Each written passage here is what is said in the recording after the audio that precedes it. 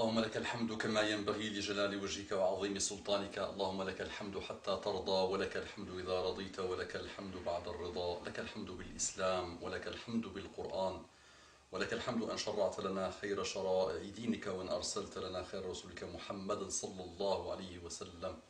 اللهم يا رب إنا آمنا به واتبعناه وصدقناه ولم نره، فلا تحرمنا رؤيته في جناتك جنات النعيم. اللهم صل على محمد النبي الأمي وعلى آله وسلم تسليما كثيرا.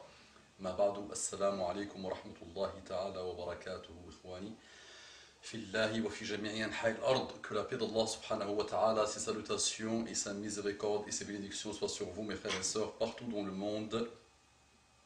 L'histoire aujourd'hui, c'est l'histoire d'une sœur qui, subhanallah, a eu la guidée, le grand bienfait d'Allah subhanahu wa ta'ala.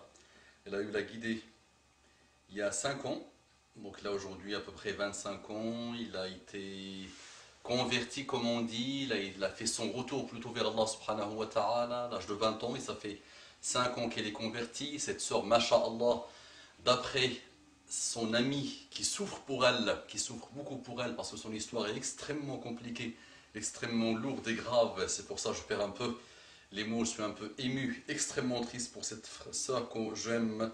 En Allah subhanahu wa ta'ala, Allah est témoin que j'aime tous mes frères et sœurs partout dans le monde, en islam et en humanité. Je demande à Allah subhanahu wa ta'ala de le guider.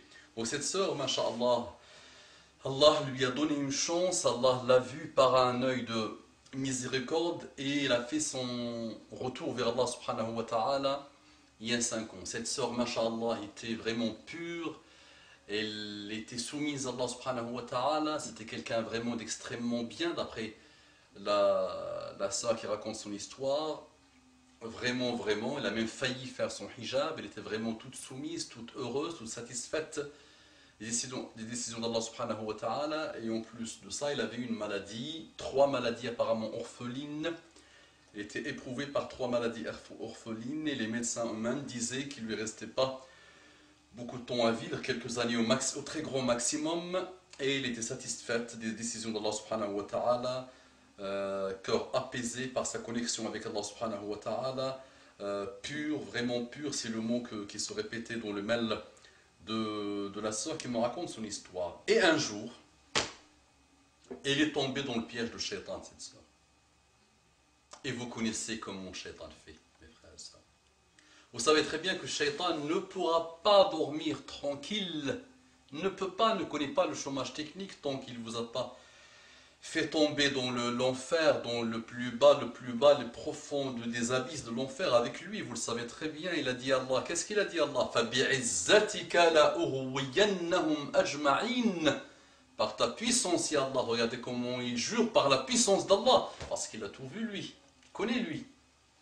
فَبِعِزَّتِكَ لَأُغْوِيَنَّهُمْ أَجْمَعِينَ. Je jure par ta puissance, ya Allah, que je vais tous les égarer, sauf qui? Sauf Illa ibadaka minhumul mukhlasin, sauf ceux que tu as rendus sincères. Et c'est peut-être la sincérité qui a manqué dans l'histoire, ma soeur. C'est peut-être la sincérité. C'est peut-être il y a 5 ans, tu as vu quelque chose que tu as consommé rapidement, tu t'es dit, l'islam est joli, beau, oh, mon cœur, j'aime beaucoup cette chose qui s'appelle l'islam, et tu as fait ton retour sans rien comprendre de ce que tu fais. Peut-être, je dis n'importe quoi, peut-être, mais j'essaie de comprendre comment ce qui t'est arrivé, pour que le shaitan joue avec toi à ce point. Donc la sœur qui raconte l'histoire me dit, chez moi, cette sœur qui raconte l'histoire, j'étais avec ma copine et on avait invité quelqu'un, un ami à nous. Voilà les khotouat de shaitan, step by step comme on dit en anglais, les pas de shaitan. Donc un ami qui est venu discuter avec moi. La sœur ne m'a pas dit dans le mail, mais peut-être il voulait discuter avec lui. C'est un frère, c'est un monsieur qui n'est pas... qui est mécréant, qui ne croit à rien, et peut-être elles l'ont invité, peut-être pour lui faire da'wah, c'est peut-être ça, hein. Comment Shaitan joue avec vous, comment Shaitan joue avec nous, comment Shaitan joue avec le monde. Je vous conseille vivement d'étudier le livre de Jawzi, ça s'appelle Talbis ou Iblis, Talbis ou Iblis. Je pense que j'avais vu une traduction de ce livre dans les librairies, donc il s'appelle Talbis ou Iblis, et vous allez être étonné de ce que Iblis fait. Donc là, dans la da'wah, quand on ne respecte pas les ordres d'Allah subhanahu wa ta'ala dans nos relations, et surtout dans les relations hommes-femmes, voici le piège dans lequel tu es tombé, ma sœur. Je te regarde les yeux dans les yeux. Et ça, je ne suis pas là pour te juger, ni pour te critiquer. Je suis là pour faire appel à ton cœur, de mon cœur vers ton cœur, pour que tu te repentisses, Inch'Allah, pour que tu fasses la paix avec Allah subhanahu wa ta'ala, pour que tu prennes les décisions qui s'imposent. Et crois-moi que l'ange de la mort peut frapper à n'importe quel moment. Et crois-moi que défier Allah subhanahu wa ta'ala ne te donnera rien et ne t'aidera à rien. Donc ma soeur, elles ont toutes les deux invité ce monsieur et donc ils ont discuté. Et sûrement elle n'a pas dit, il voulait lui montrer la beauté de l'islam. Et Shaitan a joué son jeu. Notre sœur est tombée amoureuse de monsieur. Follement amoureuse du monsieur. Elle est, je pense, d'après le mail, il a même atteint l'adoration de ce monsieur, la vénération de ce monsieur. Son cœur a changé de qibla, a changé d'endroit de prière.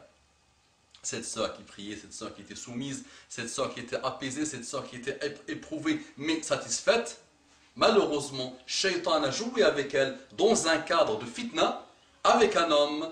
La femme est tombée amoureuse, follement amoureuse, et aujourd'hui, elle a tout délaissé. Elle a délaissé sa religion, elle a délaissé sa prière, elle a délaissé sa pureté, elle a commencé à forniquer alors qu'elle était chaste. Chaste. Et je te dis que tu étais pure. La sœur dit que tu étais pure, chaste. Et tu sais bien que ton plus gros titre de noblesse, le plus gros titre de noblesse des femmes, quel qu'il soit, c'est leur chasteté. Et quand elles dévient de leur chasteté, qu'est-ce qu'elles deviennent? Leur odeur pue plus que les cadavres en décomposition. Ton plus gros titre de noblesse,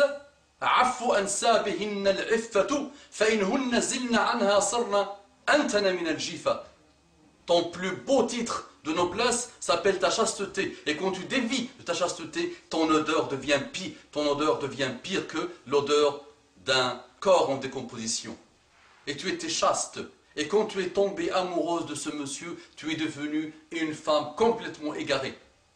Tu étais égaré les 20 premières années de ta vie, tu ne croyais à rien peut-être, quelque chose a fait que Allah subhanahu wa ta'ala t'a vu d'un regard de miséricorde et t'a donné une chance, et tu es venu vers lui, tu as décidé de venir vers lui, et un homme, une créature de Dieu te fait dévier à ce point. Et il paraît aujourd'hui que tu as décidé de te marier avec ce monsieur. Et tu défies Allah subhanahu wa ta'ala. Et je n'ai pas besoin de te dire qu'est-ce que cette décision ramène malheureusement. Et tu sais très bien qu'elle est extrêmement haram, interdite par le Coran, par la sunna de Prophète sallallahu alayhi wa sallam. Tous les savants, tu ne trouveras pas de savant qui va te dire ce que tu es en train de faire est halal. Niyat, haram, ce que tu es en train de faire. Avant déjà la fornication, et tu sais bien ce que c'est que la fornication. Ya ayyuhalladhina amanu, Allah subhanahu wa ta'ala. La tattabi'u khutuwat ash-shaytan. Ne suivez pas khutuwat ash-shaytan. Qu'est-ce qu'on a dit dans un autre verset? Wala taqrabu az-zina innahu kana fahishatan wa sa'a sabila. Ne vous approchez pas de la fornication, zina. Il n'a pas dit ne forniquez pas, il a dit ne vous approchez pas. Éloignez-vous. Zina, c'est le massacre de l'humanité. Les grands malheurs commencent par zina. Et tu es tombé dedans malheureusement. Après des années et des années de pureté. La sœur qui raconte ton histoire disait que tu étais un exemple de pureté, de chasteté. Et aujourd'hui, qu'est-ce qui s'est passé? L'adoration d'une créature d'Allah te fait oublier Allah subhanahu wa ta'ala. Maintenant, madame, tu veux le visage d'Allah, tu dois faire une pause et regretter ce qui s'est passé. Et essaye par la grâce d'Allah subhanahu wa ta'ala d'être la cause de la guidée de ce monsieur. Et donne-lui le temps. Et je l'invite aussi, monsieur. L'amour charnel ne sert à rien. Ça ne sert à rien. Et beaucoup de personnes, des millions de personnes comme vous, qui se sont aimées comme ça, ont fini dans les tribunaux, à s'entretuer dans les tribunaux. C'est un amour qui n'est basé sur rien et qui n'est régi par rien. C'est un amour de mensonge. Je vous dis, toi et elle, monsieur et madame, plutôt madame, qui était dans la... Et après monsieur, qui apparemment ne veut toujours pas faire la paix avec Allah subhanahu wa ta'ala. Repentissez-vous tous les deux et aimez-vous sous les préceptes d'Allah subhanahu wa ta'ala. Est-ce que Allah subhanahu wa ta'ala demande, sans que tu sois la cause pour elle, pour la déviation? أقول قولي هذا واستغفر الله لي ولكم فاستغفروه إنه كان غفارا رحيما اللهم صل على محمد النبي الأمي وعلى آله وسلم تسليما كثيرا.